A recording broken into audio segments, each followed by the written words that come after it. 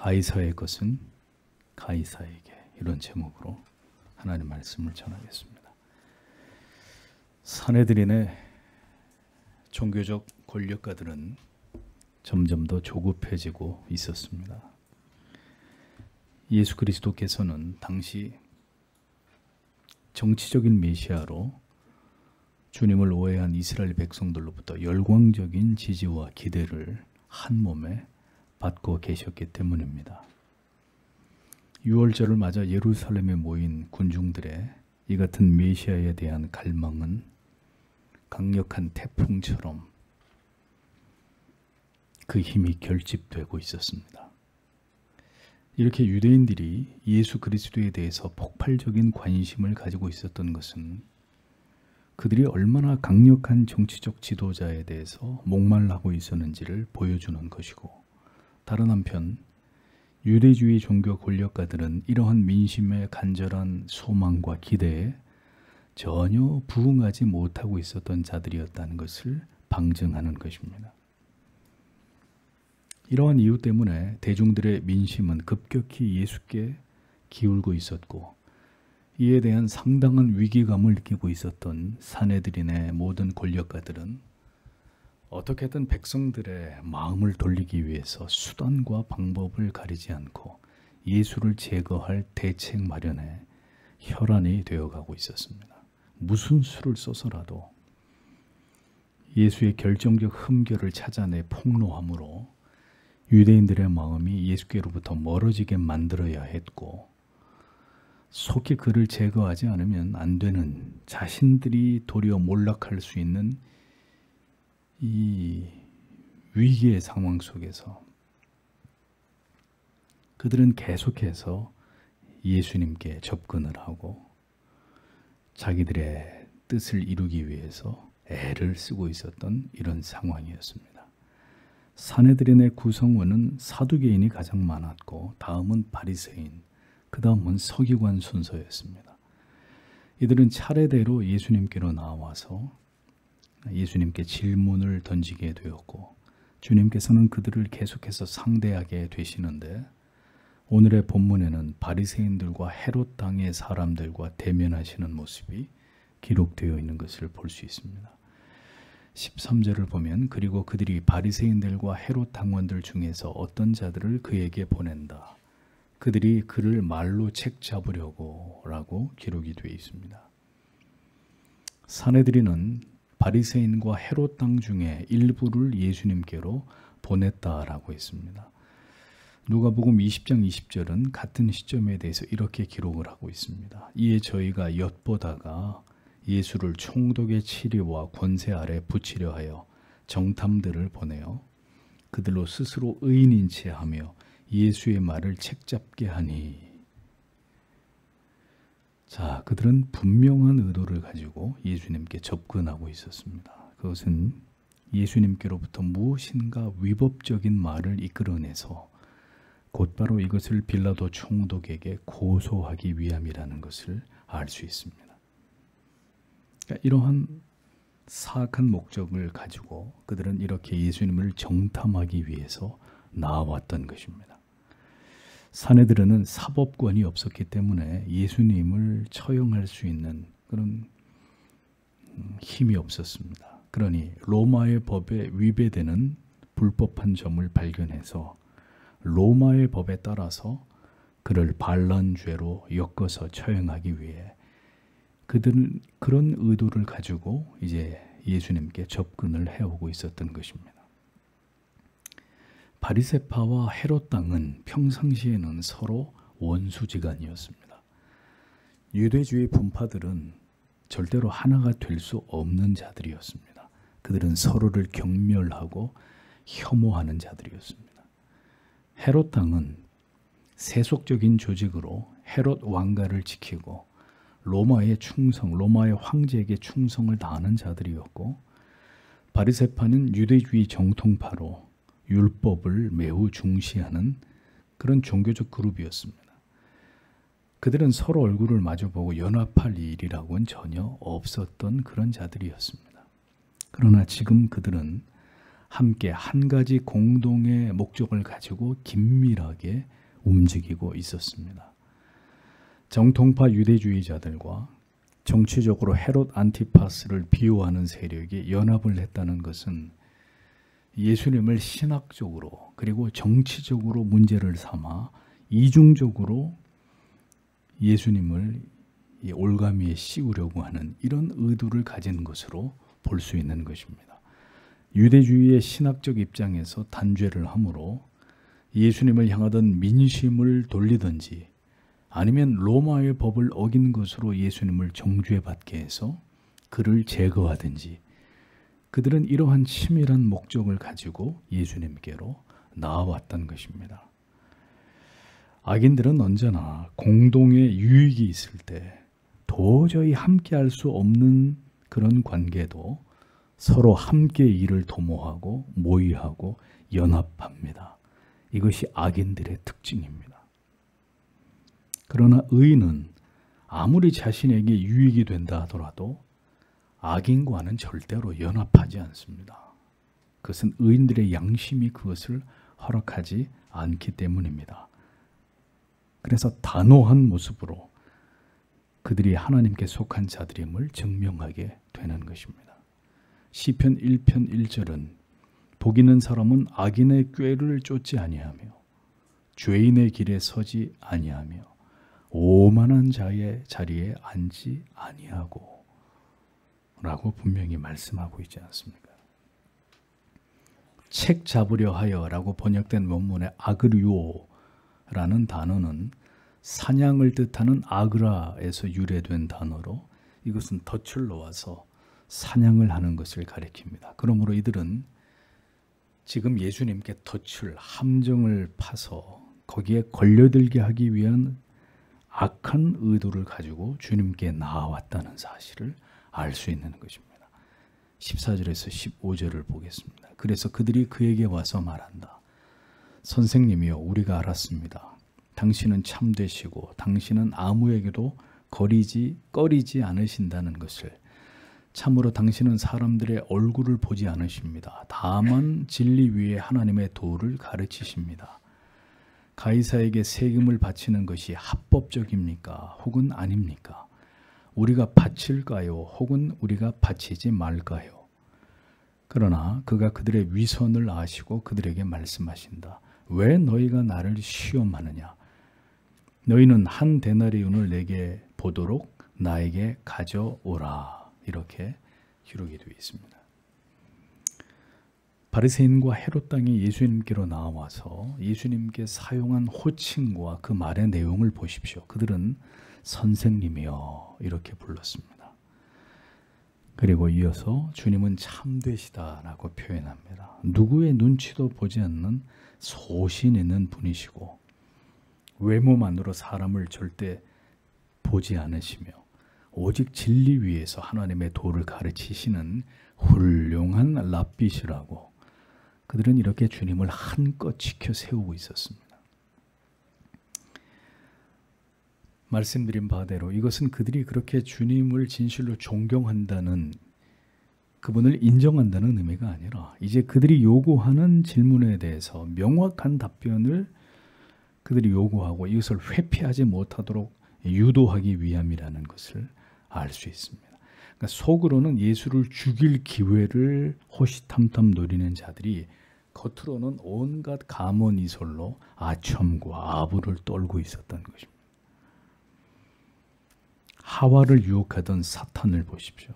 뱀의 혀를 가지고 이것을 따먹기만 하면 하나님처럼 된다고 미혹을 했습니다. 그들 또한 간사하고 간교한 뱀의 혀같이 예수님께 사탕 발림 같은 말로 자기들의 의도대로 주님이 말씀하시기를 그렇게 미혹하고 있었던 것입니다. 성도 여러분, 항상 거짓의 복음은 그리고 악인들은 사람에게 사탕 발림을 합니다. 듣기 좋은 말만 늘어놓습니다. 아주 친절합니다. 구약의 거짓 선지자들의 특징도 그와 다르지 않았던 것을 볼 수 있습니다. 언제나 위로와 축복과 형통과 행복을 빌어줍니다. 누군가가 당신을 높일 때, 당신에게 이유 없이 친절을 베풀 때, 여러분을 한없이 칭찬할 때 조심하십시오. 반드시 숨은 의도가 있을 수 있습니다. 그들은 주님을 높이고 인정하는 듯한 이 같은 말로서 예수님께서 솔직하게 답변해 주실 것을 유도하고 있었습니다.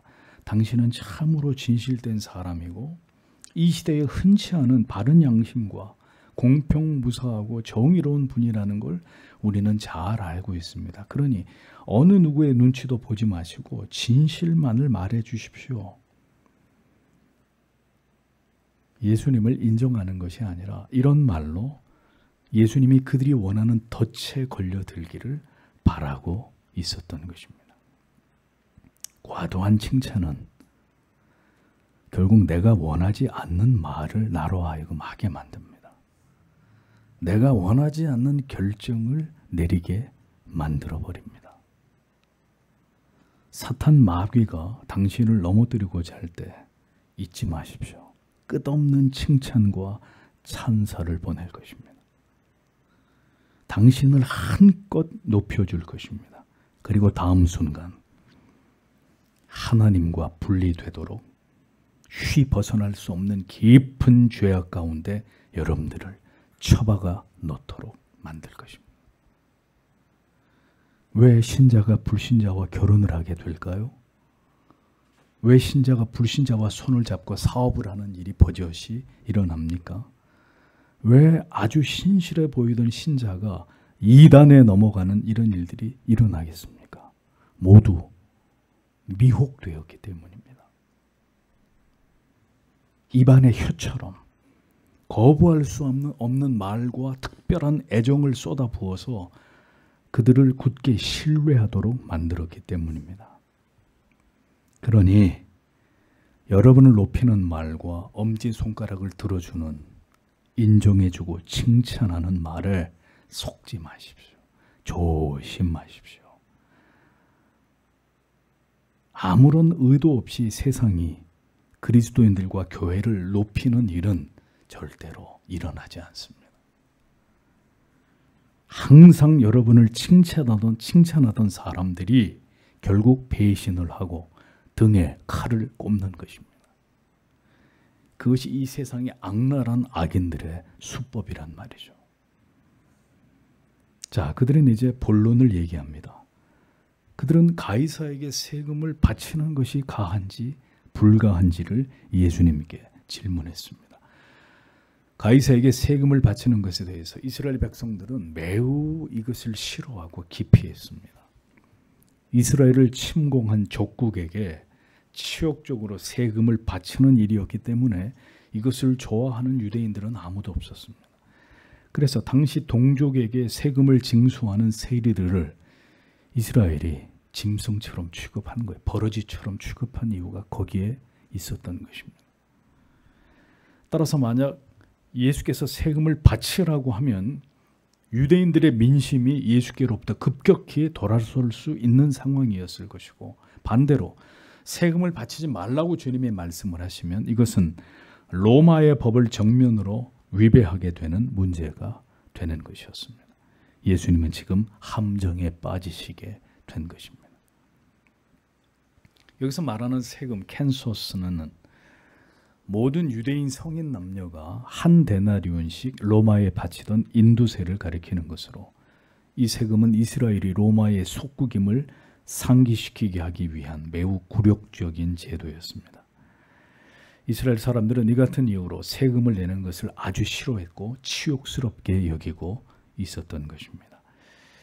AD 70년경 로마가 전격적으로 이스라엘을 쳐들어와서 결국 이스라엘을 완전히 멸망시킨 이유도 유대인들이 로마에 내는 세금을 거부하고 폭동을 일으켰기 때문입니다. 유대인들은 로마에 내는 세금은 하나님께 반역이라고 여기고 있었습니다. 그 이유는 로마의 화폐에 새겨진 문구 때문이었습니다. 당시 통용되던 로마가 은으로 만든 화폐였던 데나리온의 동전 앞면에는 황제 디베리오, 신적인 아우구스도, 존엄한 아들이라는 글귀가 동전 앞면에 이렇게 새겨져 있었고, 뒷면에는 황태 올리비아의 화상이 새겨져 있었는데, 그녀의 모습은 오른손에는 호를 쥐고 있고 왼손으로는 올리브 나무 가지를 든 평화의 여신으로 묘사되어 있었습니다. 그리고 그 동전의 뒷면 가장자리에는 폰티펙스 막시무스, 최고의 사제, 최고의 제사장이라는 글귀가 쓰여져 있었습니다. 아우구스도는 주전 17년 전부터 동전에 자신을 신으로 새겨 넣어서 이것을 통용하게 했습니다. 이 모든 것이 황제 숭배 사상에서 비롯된 것이었습니다. 유대인들은 이 동전을 우상 숭배의 상징으로 여겨서 이 동전으로 세금을 바치지 않았고 유대인들의 화폐인 세겔로만 세금을 바쳤던 것을 볼 수 있습니다. 예수께서 어떤 대답을 하셔도 모두 예수님께는 치명적인 문제가 야기될 수 있는 이 주제를 가지고 그들은 예수님께 도발을 해온 것입니다. 로마의 세금을 바쳐야 하느냐 말아야 하느냐 거듭 예수님께 질문을 해온 그들을 향해서 주님께서는 이내 그들에게 어찌하여 너희가 나를 시험하느냐 이렇게 말씀하시면서 데나리온 하나를 내게 가지고 와라 이렇게 그들에게 명하셨습니다. 한 데나리온은 당시 노동자들의 하루 품삯에 해당되는 금액이었습니다. 그들은 내심 가이사에게 세금을 바치지 말라고 말씀하실 것을 기대했습니다. 그 이유는 그렇게 해야 예수를 반역죄로 몰아서 로마의 법정에서 사법적인 단죄를 할 수 있었기 때문이었습니다. 사탄은 항상 이럴 수도 저럴 수도 없는 상황으로 우리를 이끌고 갑니다. 명쾌하게 어느 한쪽을 분명하게 선택할 수 있는 것은 어린아이도 그렇게 할 수 있어요. 그러니까 그런 것을 가지고 우리를 시험에 빠뜨리지 않습니다. 이러지도 저러지도 못하는 문제. 그래서 결국 어쩔 수 없다는 핑계와 변명으로 마침내 하나님의 계명과 법을 어기고 죄를 저지르게 만든단 말입니다. 여기에 우리의 지혜가 필요하고 믿음의 결단이 필요한 것이고 순종이 요구되는 것입니다.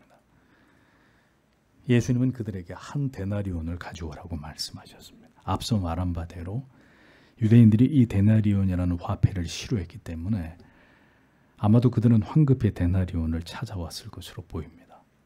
예수님은 그들의 외식함을 아셨다고 했습니다. 외식, 여기에 해당되는 휘포크리시스는 위선이라는 뜻입니다. 즉 주님은 그들이 진실로 참 하나님의 뜻을 몰라서 나에게 지금 이것을 질문한 것이 아니라 자신을 공지에 빠뜨리기 위해서 위선적인 질문을 자기에게 하고 있다는 사실을 간파하고 계셨단 말입니다.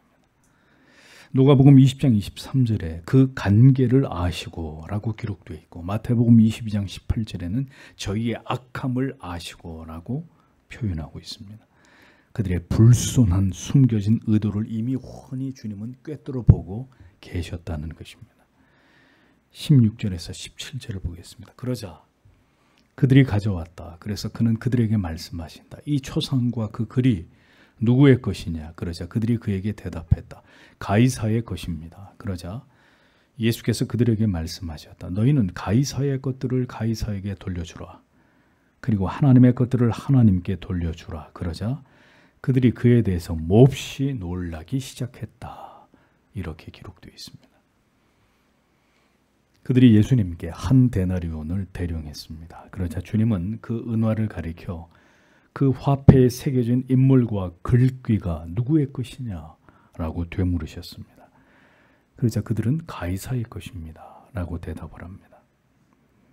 주님은 이어서 가이사의 것들은 가이사에게 돌려주고 하나님의 것은 하나님께 돌려드리라고 말씀하셨습니다. 로마의 황제이고 이스라엘을 통치하고 있는 가이사가 정한 세금은 가이사에게 바치라고 주님은 말씀하신 것입니다. 국가의 모든 권력도 모두 하나님께로부터 비롯되었으므로 주님께서는 마땅히 국가에 대한 도리를 다 하라고 이스라엘 백성들에게, 유대주의자들에게 말씀하신 것입니다. 국민은 국가와 사회라는 질서 속에 존재하므로 국민으로서의 모든 의무를 성실하게 수행하는 것이 하나님의 뜻에 합한 것임을 우리는 기억해야 합니다. 로마서 13장 1절에서 7절은 다음과 같이 말씀하고 있습니다. 각 사람은 위에 있는 권세들에게 굴복하라. 권세는 하나님께로 나지 않음이 없나니 모든 권세는 다 하나님의 정하신 바라. 그러므로 권세를 거스리는 자는 하나님의 명을 거스림이니 거스리는 자들은 심판을 자취하리라. 관원들은 선한 일에 대하여 두려움이 되지 않고 악한 일에 대하여 되나니 내가 권세를 두려워하지 아니하려느냐? 선을 행하라. 그리하면 그에게 칭찬을 받으리라. 그는 하나님의 사자가 되어 내게 선을 이루는 자니라. 그러나 내가 악을 행하거든 두려워하라. 그가 공연히 칼을 가지지 아니하였으니 곧 하나님의 사자가 되어 악을 행하는 자에게 진노하심을 위하여 보응하는 자니라. 그러므로 공세를 바치는 것도 이를 인함이라. 저희가 하나님의 일꾼이 되어 바로 이 일에 항상 힘쓰느니라.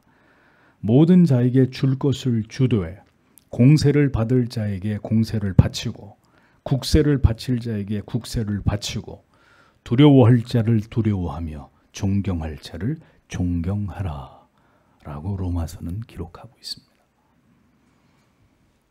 납세는 국가나 정부에 대한 국민의 의무일 뿐 아니라 하나님의 세우신 권위와 질서에 대한 하나님의 자녀로서의 순복을 보여주는 순수한 신앙의 행위입니다. 시민으로서의 의무를 수행하는 것이 결코 하나님께 죄가 되지 않으며 하나님의 뜻과 상충하지 않는다는 것을 성경은 우리들에게 분명하게 가르치고 있는 것이죠. 오히려 크리스찬이 탈세를 하거나 세금을 내지 않는 것이 하나님 앞에 죄를 저지르는 것입니다. 세금은 그 세금을 정한 국가에 바치는 것이 합당하고 하나님께 드려야 할 예배와 물질은 하나님께 드리는 것이 합당한 것입니다. 신자는 하나님께서 이 세상에 세우신 권위와 법과 질서를 결코 무시하거나 불순종하는 자들이 아닙니다. 세워진 권위가 선하냐 악하냐의 문제를 떠나서 우리는 그 권위를 인정하고 순복해야 되는 의무가 있는 자들입니다. 그리스도인들이 하나님께서 세우신 권위와 질서와 법에 불순종해야 되는 경우는 딱 한 가지 경우밖에 없습니다. 그것은 그 모든 것들이 하나님의 율례와 법도와 계명에 위배되거나 우리의 신앙의 양심을 거스리게 할 경우입니다. 우리는 국가의 권위에 순복해야 하나 그들이 만약에 하나님의 계명을 정면으로 어기고 우리로 하여금 죄를 범하게 하고 악을 행하게 할 때는 결연히 이에 대해서 저항하고 불복할 수 있습니다. 그러나 이것도 하나님의 법에 대해서가 아니라 그것이 우리에게 불이익이 되고 불합리하고 악한 법이라면 우리는 그 법을 반드시 지켜야 합니다. 악법도 법이기 때문입니다. 우리는 사람에게 복종하는 것이 아닙니다. 하나님이 세우신 그 권위와 그 직분에 대해서 복종하고 그것을 인정하는 것입니다. 바리새인들과 헤롯 당원들은 예수께서 분명히 세금을 바치지 말라고 말씀하실 것이라 기대를 했을 것입니다. 그러나 주님께서는 가이사의 것은 가이사에게 바치고 하나님의 것은 하나님께 바치라는 그들이 도저히 생각하지 못했던 이 이중적인 답변을 통해서 바리새인도 헤롯 당도 도저히 책잡을 수 없는 매우 현명하고 지혜로운 대답을 내놓으셨던 것입니다. 그리스도인이면서 한 나라의 국민으로 살아가야 하는 우리들에게 주께서 말씀하신 이 지침은 아주 중요한 지침이 아닐 수 없습니다. 디모데전서 2장 1절에서 2절은 이렇게 기록하고 있습니다. 그러므로 내가 첫째로 권하노니 모든 사람을 위하여 간구와 기도와 도구와 감사를 하되 임금들과 높은 지위에 있는 모든 사람을 위하여 하라. 이는 우리가 모두 경건과 단정한 중에 고요하고 평안한 생활을 하려 함이니라 라고 말씀했습니다.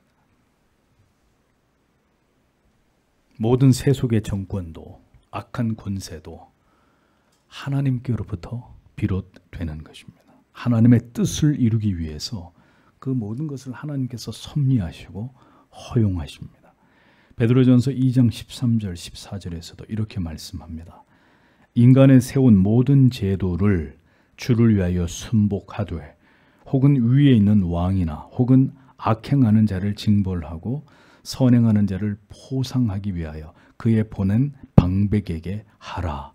이렇게 말씀했습니다. 웨스트민스터 신앙고백서 제23장 국가공직자 제4항의 일부를 인용하면 이렇게 적시하고 있습니다. 국가공직자들을 위해 기도하고 그들의 인격을 존중하고 그들에게 세금과 공공비용을 지불하고 그들의 합법적인 명령에 따르고 양심을 위해 그들의 권위에 복종하는 것은 백성의 의무다.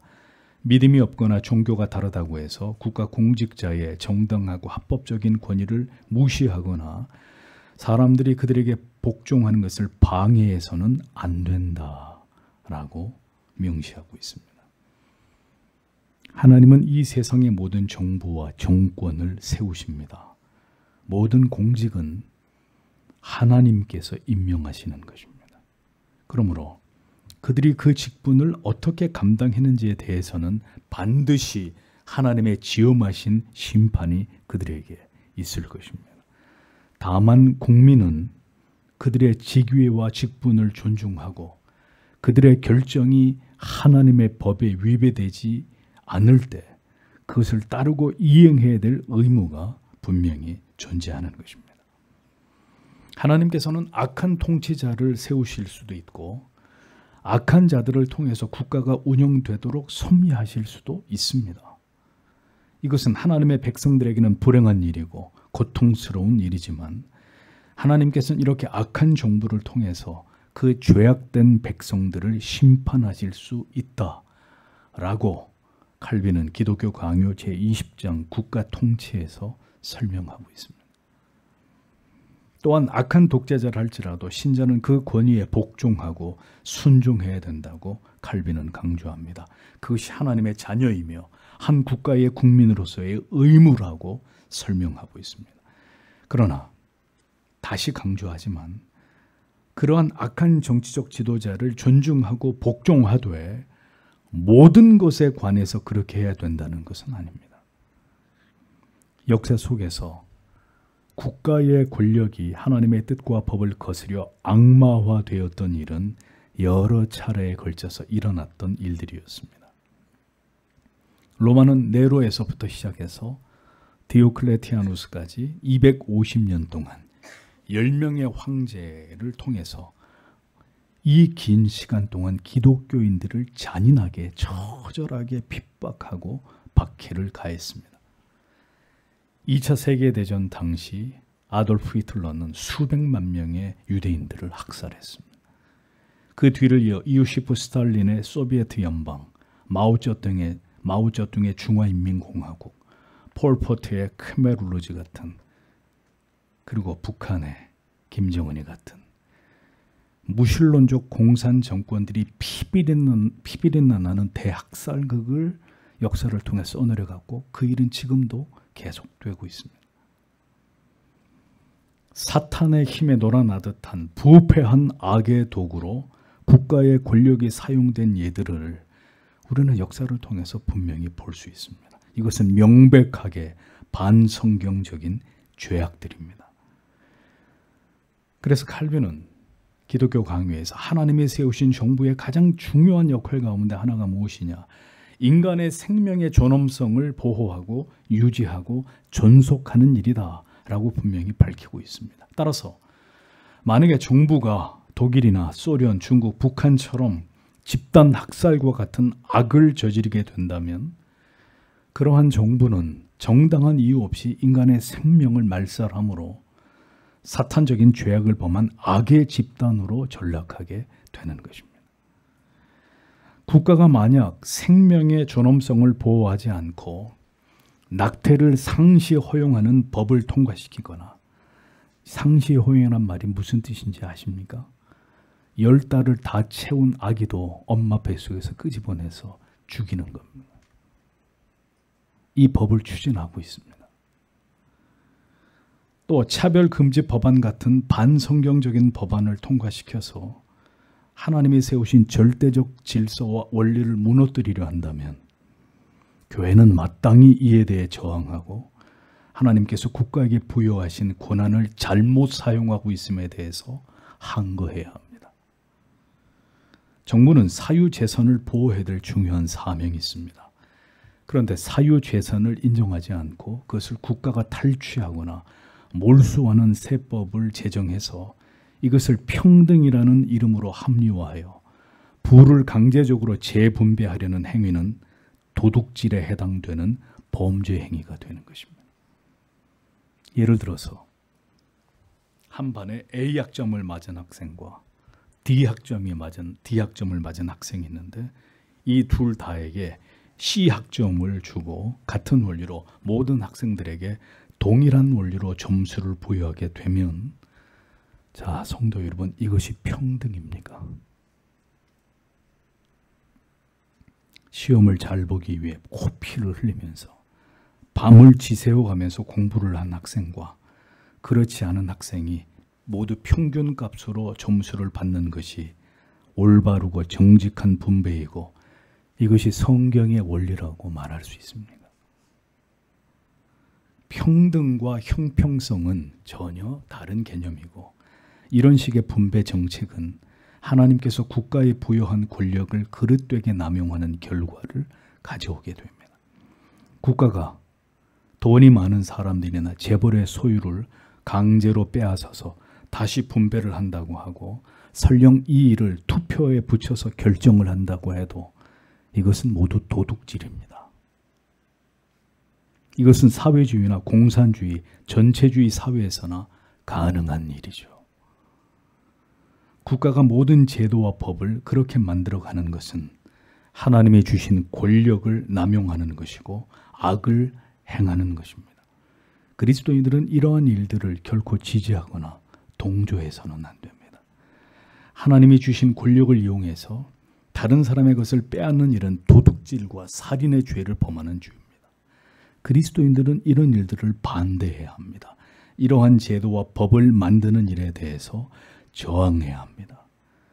우리는 하나님의 법을 무너뜨리는 악에 대해서 저항하는 것입니다. 그 직위와 권위에 대해서 도전하는 것이 아닙니다. 모든 제도와 법과 질서를 존중하되 하나님이 세우신 법을 무너뜨리려고 할 때 이에 대해서 교회는 저항하고 불복해야 된다는 뜻입니다. 이 세상에 기독교 정부, 기독교 국가는 존재하지 않습니다. 그것은 하나님의 뜻도 아닙니다. 하나님께서는 이 세상에 하나님의 나라를 건설하라고 하나님의 정부를 세워야 된다고 말씀하신 적이 없습니다. 로마서, 디모데전서, 베드로전서 모두 왕에 대해서 복종하고 그를 위해 기도하라고 말씀하실 때 이스라엘은 그 당시 로마 황제의 통치를 받고 있었을 때였습니다. 그런데도 성경은 그 왕을 위해 기도하고 왕의 통치에 복종하라고 말씀했습니다. 칼빈은 개혁된 교회들을 핍박하는 프랑스 국왕 프란시스 1세에게 충성을 맹약하면서 극존칭을 사용하면서 아주 정중하게 기독교 강요의 헌사를 써내려갔습니다. 교회를 핍박하는 왕인데도 아주 그를 극존대하면서 그에게 글을 썼습니다. 그리스도인은 하나님께서 세우신 일반 은혜 속에서의 모든 법과 제도와 국가와 정부의 권력과 권한을 철저하게 인정하고 존중하면서 또 한편 하나님의 법에 위배되는 것에 대해서 정당하게 저항하는 자들이 되어야 한다는 것입니다. 루터의 종교개혁을 옹호하던 독일 귀족들은 루터를 제거하기 위해 소집된 제국회의에서 담대하게 루터를 지지하는 선언문을 낭독합니다. 그 선언문의 시작은 Wir protestieren 이런 말이었습니다. 우리는 저항한다. 이 말로 선언문이 시작됩니다. 그래서 저항하는 자라는 의미의 프로테스탄트, 독일어의 프로테스티에른, 여기에서 프로테스탄트라는 말이 시작이 됐고 개혁된 교회와 성도를 이후로 뜻하는 단어로 프로테스탄트가 쓰여지기 시작한 것입니다. 로마 황제가 통치하던 시절 예수 그리스도께서도 그리고 당시의 사도들 그 누구도 로마의 전복을 시도하거나 혁명을 꾀하거나 이를 사람들에게 선동한 적이 없었습니다. 왜 그랬을까요? 이 모든 역사 또한 하나님의 주권적인 섭리의 결과물이었기 때문이었습니다. 그러하기에 주님은 이같이 말씀하시는 것입니다. 가이사의 것은 가이사에게, 하나님의 것은 하나님께 바쳐라. 성도는 이 나라의 국민으로서 모든 의무를 모범적이고 성실하게 수행하고 국가를 위해 충성을 다하는 시민이어야 합니다. 아무리 통치자가 마음에 들지 않더라도 인격적으로 그들을 모독하거나 증오와 분노의 감정을 품는 일은 최대한 자제하셔야 합니다. 그들은 이 세상에서 하나님의 권위를 대행하는 자들이기 때문입니다. 그러나 그들이 불법을 만들고 성경의 가치를 훼손하는 제도를 강행할 때 교회와 성도는 저항해야 합니다. 여기서 말하는 저항이란 화염병을 집어던지고 보도블록을 깨서 던지는 물리적 저항을 의미하는 것이 아닙니다. 그리스도인들은 혁명이나 반란을 꾀하는 세력들이 아닙니다. 그것은 성경이 말씀하는 바가 아니고 진리가 가르치는 가치와 다르다는 것에 대해서 분명히 말하고 우리는 반대합니다 라고 외치는 그것이 그리스도인들의 저항입니다. 우리는 그 법을 반대합니다. 우리는 그 제도를 따를 수 없습니다. 그래서 우리가 만약에 그것에 대해서 법적인 처벌을 받게 되면 감옥에 가는 것입니다. 감옥에 가서도 저항하는 것입니다. 그것이 우리의 저항의 방법입니다. 저는 이념에 치우친 목회자들이 SNS에 정치인들에 대해서 원색적인 저주와 비인격적인 욕설과 비난의 글을 올리면서 성도들을 선동하고 자극하는 이런 목사들에 대해서 혐오하는 사람입니다. 저는 그런 자를 목사로 인정하지 않습니다. 정당하게 그리스도인으로서의 품위를 가지고 그들의 위치를 존중하면서 법과 질서 안에서 저항할 수 있는 그리스도인들이 되셔야 합니다. 그리스도인들은 모범 납세자가 되어야 하고 국민의 모든 의무를 준수하는 자들이 되어야 합니다. 세금을 내야 우리의 안전을 보장받게 되고 국가가 지속되고 사회가 발전해 나갈 수 있고 우리는 평안함 가운데서 하나님을 예배할 수 있는 것입니다. 세상 정부는 모두 악한 정부입니다. 그들은 하나님의 편에 선 적이 없었습니다. 다시 말씀드리지만 하나님께서는 기독교 이상 국가 건설을 우리에게 과업으로 주신 일이 없습니다. 우리는 하나님의 나라에 들어갈 때까지 이 악한 세상에서 다만 국민으로서의 도리를 다하면서 성도의 본분을 지키는 일에 최선을 다할 뿐입니다. 정권을 세우기도 하시고 심판하여 빼앗기도 하시는 하나님이십니다. 하나님께서 다스리시고 통치하시는 이 세상과 세상의 역사입니다. 그래서 신자는 세상의 것은 세상에게 주고 하나님의 것에 대해서는 누가 반대를 하더라도 오직 하나님께 드리는 일에 더욱 최선을 다하는 삶을 살아가는 자들이 되어야 하는 것입니다. 주일이면 하늘이 무너지는 일이 있어도 여러분이 공직에서 나라를 위하는 일을 하지 않고 의사가 지금 환자를 수술해야 되는 일이 아니라면 하나님께 드려야 될 것을 하나님께 드리는 자들이 되셔야 합니다. 마음과 뜻과 생명 다해서 하나님을 사랑하고 그 법과 계명을 지키는 일에 최선을 다함으로써 우리는 이 세상에 속한 자들이 아니라 하늘에 속한 자들인 것을 세상에 증명하면서 살아가야 합니다. 세금은 가이사에게, 국가에게, 그러나 우리의 마음은 하나님께, 우리의 영혼은 영원한 하나님의 나라를 소망하면서 살아가는 자들이 되십시오. 바리새인과 헤롯 당의 무리들은 주님의 대답에 모두 침묵하게 되었습니다. 누가복음 20장 26절에 저희가 백성 앞에서 그의 말을 능히 책잡지 못하고 그의 대답을 기이 여겨 잠잠하니라. 심히 기이 여기다 에크다마우조. 그들이 몹시 놀라기 시작했다. 그런 뜻입니다. 주님의 이 기가 막힌 답변에 할 말을 잃어버린 겁니다. 완전히 압도를 당해서 예수님의 대답에 책을 잡아 그를 고소하려던 계획이 전부 다 물거품으로 돌아가 버렸다는 것을 보여주고 있습니다. 예수님은 스스로 십자가를 지신 것입니다. 무엇인가 이 악랄한 패거리들에 의해서 문제가 드러나서 치명적인 약점이나 스캔들이 어떤 결함이 드러나서 그렇게 예수님이 처형을 당한 게 아니란 말입니다. 신자로서 공중의 권세 잡은 사탄 마귀가 다스리고 통치하는 이 세상에서 살아가는 일은 교회 역사가 우리에게 보여주듯이 절대로 녹록한 삶이 아닙니다. 지금 예수를 믿는 그리스도인들이 이렇게 편안하게 아무런 어려움이 없이 살아가는, 사실 이 시간이 약간 비정상적인 거예요.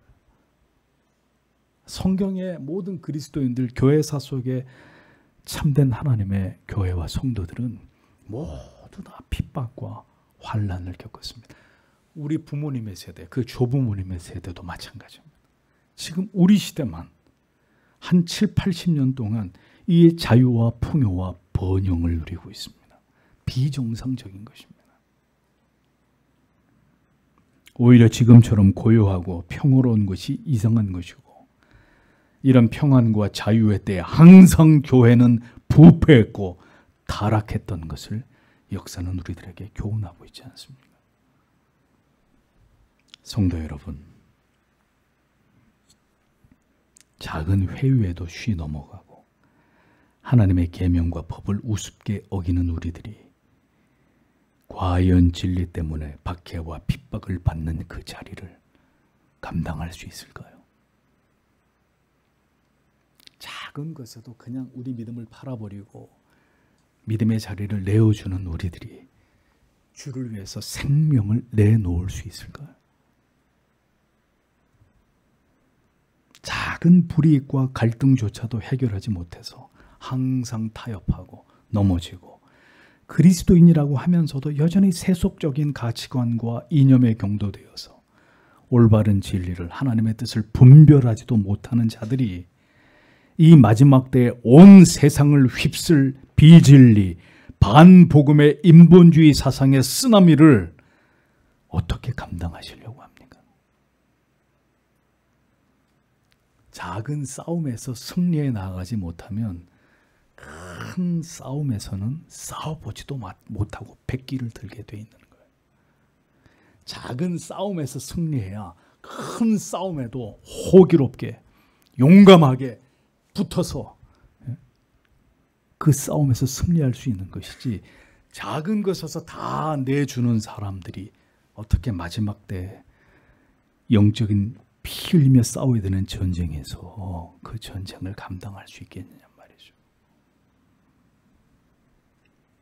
우리 영혼이 예수 그리스도의 진리의 복음에 온전히 뿌리내려 있지 않게 되면 결국은 모든 믿음을 잃어버리게 되고 배교하는 자리로 나아가게 될 것입니다. 어떤 인간의 말로도 이길 수 없었던 이 예수 그리스도의 이 위험찬 모습을 보십시오. 그래서 우리는 성령께 기도해야 합니다. 세상을 압도할 수 있는 믿음과 진리에 사로잡힌 불붙는 논리를 우리에게 주시기를 간구하셔야 합니다. 언제까지 믿음을 가지고 복음을 가지고 논쟁하는 자리에서 꽁지를 빼고 도망을 치시렵니까? 언제까지? 예? 주님께서는 십자가를 지시기까지 그 마지막 순간에서도 진리 전쟁을 수행하고 계셨습니다.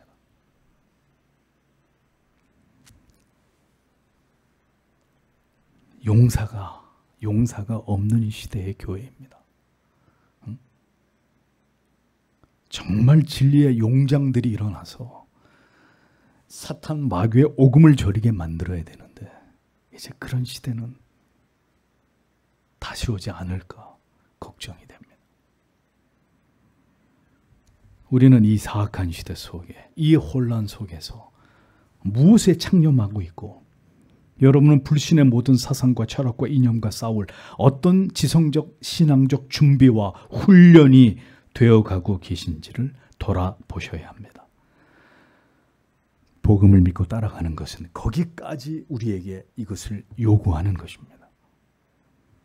녹슨 검이 되지 말고 언제나 칼집에서 미끄러지듯이 빠져나와가지고 적의 목을 칠 수 있는 날선 검들이 되셔야 합니다. 누구도 여러분이 논하는 진리에 대해서 토를 달지 못하도록, 여러분들을 이기지 못하도록 만드셔야 합니다. 그것은 우리 힘으로 되는 것이 아니라 부단히 진리를 묵상하고 성령의 도우심을 구하는 기도 외에는 우리가 그런 능력을 발휘할 수 없습니다. 그것이 진정한 예수 그리스도를 따르는 제자들이 갖추어야 될 능력이라는 사실을 잊지 마십시오. 주님처럼 용감하고 담대하게 이 마지막 때에 우리의 믿음을 지키고 세속의 논리에 휘둘리거나 타협하지 않는 진정한 그리스도인들이 될 수 있도록 하나님께서 우리의 믿음을 더욱 담대하게 해주시고 우리의 지성을 더 날카롭게 연마할 수 있도록 하나님께서 우리 모두에게 은혜를 부어주시기를 오늘도 다 함께 주님 앞에 기도하도록 하겠습니다. 기도하겠습니다.